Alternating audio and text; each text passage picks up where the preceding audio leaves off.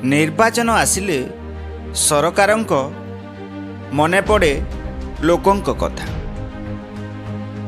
ହଁ ଦର୍ଶକ ବନ୍ଧୁ, ଯେତେବେଳେ ନିର୍ବାଚନର ବିଗୁଲ ବାଜେ ତା ପୂର୍ବରୁ ମାଳ ମାଳ ଯୋଜନା ସରକାର ତିଆରି କରିଥାନ୍ତି ଜନସାଧାରଣଙ୍କ ପାଇଁ। ସତରେ କ'ଣ ତାହା କାମରେ ଲାଗୁଛି ନା ପୁଳା ପୁଳା ଟଙ୍କା ପାଣିରେ ବୋହି ଯାଉଛି? ହଁ ଦର୍ଶକ ବନ୍ଧୁ, ଏପରି ଏକ ଦୃଶ୍ୟ ଆପଣ ଚିତ୍ର ମାଧ୍ୟମରେ ମଧ୍ୟ ଦେଖିପାରୁଥିବେ।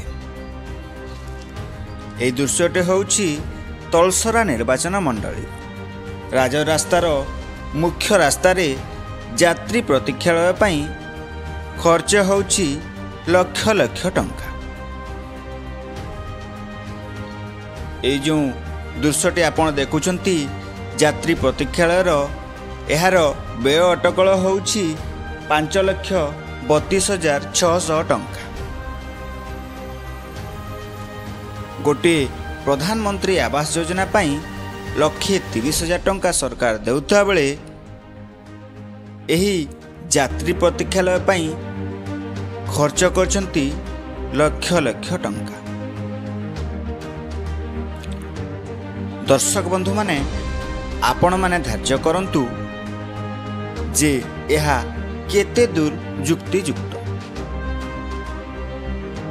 2 ବଖରା ଘର ପାଇଁ 1,30,000 ଟଙ୍କା, କିନ୍ତୁ ଗୋଟିଏ ଯାତ୍ରୀ ପ୍ରତୀକ୍ଷାଳୟ ପାଇଁ 5 ଲକ୍ଷ ଟଙ୍କା। ଏହା କ'ଣ ସରକାରଙ୍କର କର୍ମୀ ପୋଷା ନୀତି ନୁହେଁ? ଦେଖିବାକୁ ବାକି ରହିଲା ଆଗାମୀ ଦିନରେ ଲୋକେ କେତେ ସଚେତନ ହେଉଛନ୍ତି ଓ କାହାକୁ ନିର୍ବାଚିତ କରୁଛନ୍ତି। ଆମେ କହିବା କଥା ଏହା ଯେ ନିଜର ମୂଲ୍ୟବାନ ଭୋଟକୁ ଆପଣ ବିକ୍ରି ନ କରି ନିଜର ମତାମତ ଠିକ୍ ପ୍ରାର୍ଥୀକୁ ଦିଅନ୍ତୁ।